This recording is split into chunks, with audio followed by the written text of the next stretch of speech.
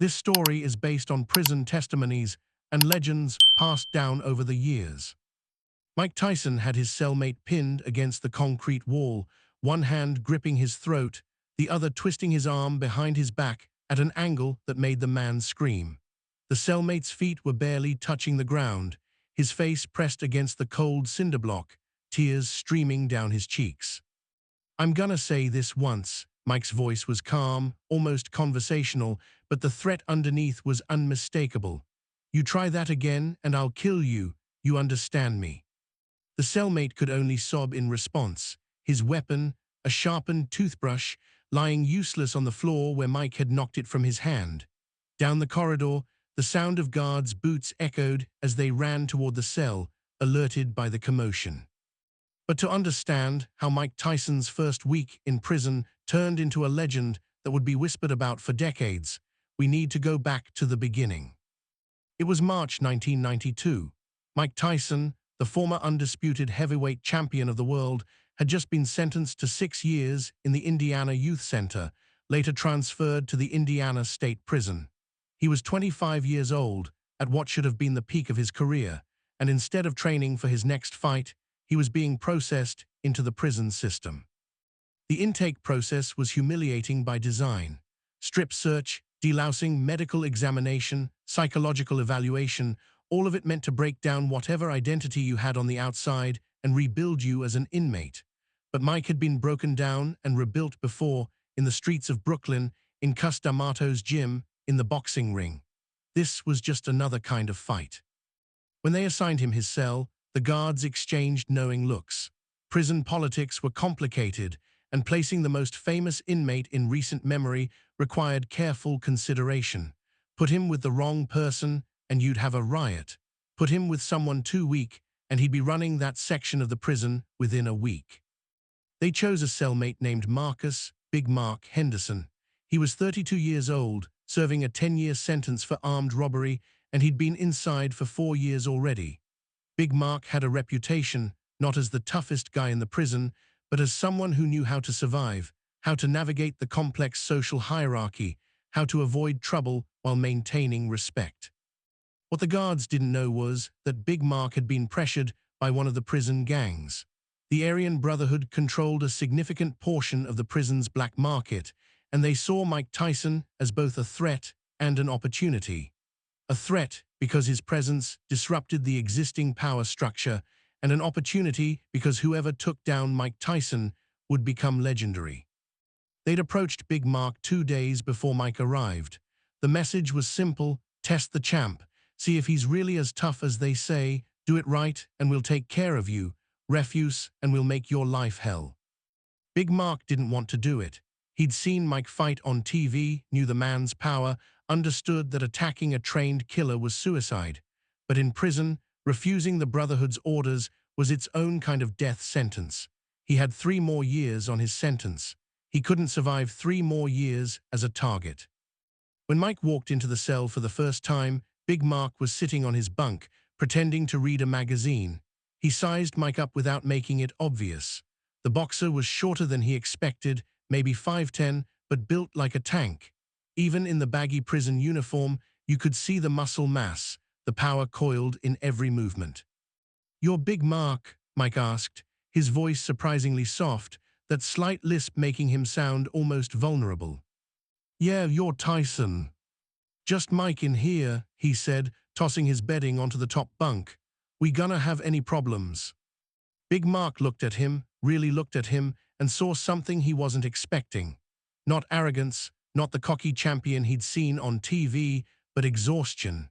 This was a man who'd lost everything, who knew he deserved to be here, who was just trying to survive like everyone else. "No problems from me," Big Mark said, and he meant it. Whatever the Brotherhood wanted, they'd have to find someone else. But the Brotherhood didn't accept no for an answer. That first night, as Mike was making his bunk, an older inmate named Stick walked past their cell and muttered just loud enough for Big Mark to hear, "Tonight, or you're done." Mike noticed the exchange, but didn't comment. He'd been in enough tough situations to recognize when something was brewing. You didn't survive Brownsville without developing those instincts. They ate dinner in relative silence, Mike keeping to himself, acknowledging the stares and whispers but not engaging. Some inmates wanted to talk to him, get close to the celebrity, maybe score some protection or status by association. Others looked at him with open hostility, seeing him as someone who'd had everything and thrown it away, someone who didn't deserve respect. Back in the cell that evening, Big Mark was in agony. He didn't want to do this, but he also didn't see a way out. The Brotherhood had eyes everywhere. If he didn't at least try, if he didn't make some kind of move, they'd know. And then it wouldn't just be him who suffered. They'd go after his family on the outside. That's how they operated. Mike lay on his bunk, staring at the ceiling. "You all right?" he asked Big Mark. "Yeah, man, just thinking." "About what?" "About how we survive in here." Mike was quiet for a moment. "One day at a time, that's how." Big Mark almost broke then, almost told Mike everything. But fear kept his mouth shut. Fear of the Brotherhood, fear of being labeled a snitch, fear of making everything worse. Lights out came at 10 p.m. The cell block gradually quieted down, though it never went truly silent. There were always sounds: coughing, snoring, the occasional argument, the footsteps of guards making their rounds. Mike fell asleep quickly. Years of training had taught him to rest whenever the opportunity presented itself. His body needed recovery time, and in prison, you took what you could get. Big Mark lay awake, his homemade weapon hidden under his mattress. It was a toothbrush, the end melted and sharpened into a crude blade, wrapped with tape for grip. Not much, but in close quarters, it could do damage. He waited until after 2 a.m., when the guards were at their most tired, when the prison was at its darkest and quietest. His heart was pounding so hard he thought Mike might hear it. His hands were shaking. "This is survival," he told himself. "This is what you have to do." He slid off his bunk as quietly as possible, weapon in hand. Mike was on the top bunk, lying on his side, facing the wall. Big Mark could hear his steady breathing, could see his shoulder rising and falling rhythmically. "Just do it quick," Big Mark thought. "One strike, then call for the guards. Say Mike attacked you first, that you were defending yourself. The Brotherhood would back up your story. You'd get moved to protective custody, away from all this." He raised the weapon, positioning himself, every muscle tensed. That's when Mike's eyes opened. Later, Big Mark would swear that Mike had been awake the whole time, that he'd been waiting, testing to see if Big Mark would really go through with it. But in that moment, all Big Mark knew was that 1 second Mike looked asleep, and the next, those eyes were locked onto him with an intensity that made his blood freeze. Mike moved faster than someone his size should be able to move. His hand shot out, grabbed Big Mark's wrist, and twisted. The weapon fell to the concrete floor with a clatter. Big Mark tried to pull back, tried to swing with his free hand, but Mike was already off the bunk, already inside his guard. Mike blocked the punch, trapped Big Mark's arm, and then did something that would be talked about for years. He grabbed Big Mark by the front of his shirt and the back of his pants, lifted him, all 220 pounds of him, and walked him 3 steps to the wall. Big Mark's face hit the concrete hard enough to split his lip. Mike had one hand on his throat, the other twisting his arm up behind his back at an angle that sent shooting pain through his shoulder. Big Mark's feet were scrambling for purchase, but Mike had him completely immobilized. "I'm gonna say this once." Mike's voice was calm, terrifyingly calm, like he was explaining something simple to a child. "You try that again, and I'll kill you. You understand me?" Big Mark tried to speak, but only a whimper came out. Tears were streaming down his face, from pain, from fear, from the realization of how badly he'd miscalculated. "I asked you a question," Mike said, applying more pressure to the arm. Big Mark felt something pop in his shoulder and screamed. Yes, I understand, please." "Why?" Mike asked, not releasing the pressure. "Why'd you try it?" "The Brotherhood," Big Mark gasped out. "They made me, said they'd kill me if I didn't, said they'd hurt my family." Mike processed this information quickly. He'd been in prison less than a week, but he already understood the dynamics. This wasn't about Big Mark. This was about the power structure, about someone trying to establish dominance by proxy. The sound of boots in the corridor was getting louder. Guards were coming. Mike released Big Mark, who slid down the wall and collapsed on the floor, sobbing. The sharpened toothbrush lay between them, evidence of the attempted attack. When the guards arrived, 5 of them in full tactical gear, they found Mike standing calmly in the middle of the cell, hands visible, non-threatening. Big Mark was on the floor, crying, holding his shoulder, clearly in pain. "What happened here?" the lead guard demanded, his hand on his baton. Mike gestured to the weapon on the floor. "He tried to stab me. I defended myself." The guards looked at Big Mark, who nodded miserably, unable to deny it. "He okay?" one of the guards asked, knotting Big Mark's injured shoulder. "He'll live," Mike said flatly, "but you might want to ask him why he did it, because it wasn't his idea." The guards exchanged glances. They knew what that meant. Someone had ordered the hit. They took Big Mark to the medical unit, and Mike was escorted to a holding cell while they investigated. By morning, the story had spread through the entire prison.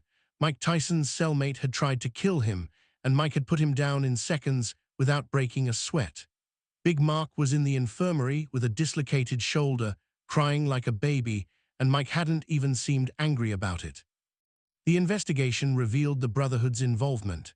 Big Mark, facing additional charges and desperate to avoid retaliation, cooperated fully. 3 Brotherhood leaders were moved to solitary confinement, and the gang's power structure in that section of the prison collapsed. Mike was moved to a single cell, which was rare for someone who wasn't in protective custody, but the warden recognized that putting him with another cellmate was asking for trouble. Not because Mike was dangerous, but because he was a target, and whoever shared a cell with him would either be pressured to attack him or pressured to protect him. 2 weeks after the incident, Mike was in the prison yard when Big Mark approached him. His arm was still in a sling, his face bruised from hitting the wall. Most inmates would have held a grudge, but Big Mark had spent those 2 weeks thinking about what happened, about why he was really there. "Can I talk to you?" Big Mark asked quietly. Mike looked at him for a long moment, then nodded. "I want to apologize," Big Mark said, "not for trying, because you already know I didn't want to, but for being weak enough to let them push me into it. You had every right to kill me that night, and you didn't. You just stopped me. That says something about who you are." Mike was quiet for a moment. "You got family on the outside. A sister and her kids. They threatened them." Big Mark nodded. "Then you did what you thought you had to do," Mike said. "I get it. I don't like it, but I get it. You want to survive in here? Stop letting other people make your decisions. You're gonna have to live with your choices long after they stop caring." Big Mark absorbed that, then extended his good hand. "No hard feelings." Mike shook it. "No hard feelings, but don't try it again." "I won't," Big Mark said, and he meant it. The incident established Mike's reputation in prison. He wasn't looking for trouble, but he wouldn't back down from it either. He could be left alone, but he couldn't be intimidated or controlled. The various prison gangs recognized him as neutral territory, someone who existed outside their usual power dynamics. Years later, after Mike was released, a documentary crew interviewed former inmates about his time inside. Big Mark was one of them. "That night changed my life," Big Mark said to the camera. "Not because of what he did to me physically, but because of what he didn't do. He could have killed me. Nobody would have blamed him, but he just stopped me and let it go. That taught me more about strength than anything else I experienced in prison. Real strength isn't about hurting people. It's about knowing when not to." Mike never spoke publicly about the incident in detail, but when asked about his time in prison, he would say, "Prison strips away everything fake. You find out real quick who you are when there's no crowd cheering, no bright lights, no fame. You're just a man trying to survive. And you learn that survival isn't about being the toughest guy in the room. It's about being smart enough to avoid fights, strong enough to win them when necessary, and wise enough to know the difference." The story of Mike Tyson's cellmate became prison legend. Whispered from inmate to inmate, evolving and growing with each retelling, Some versions had Mike knocking out 5 guys at once. Others claimed he'd killed his cellmate and the guards covered it up. But the people who were actually there, who saw the aftermath, who understood what really happened, they knew the truth. Mike Tyson's cellmate tried to attack him while sleeping. 15 seconds later, guards found the cellmate crying, injured, and broken. Not because Mike was a monster, but because he was exactly what he'd always been. A fighter who knew how to defend himself, a man who understood violence intimately enough to use it precisely and no more than necessary, and someone who'd rather show mercy than take revenge. That's the real story of Mike Tyson's first week in prison. Not about rage or brutality, but about control, discipline, and the kind of strength that doesn't need to prove itself because everyone already knows it's there.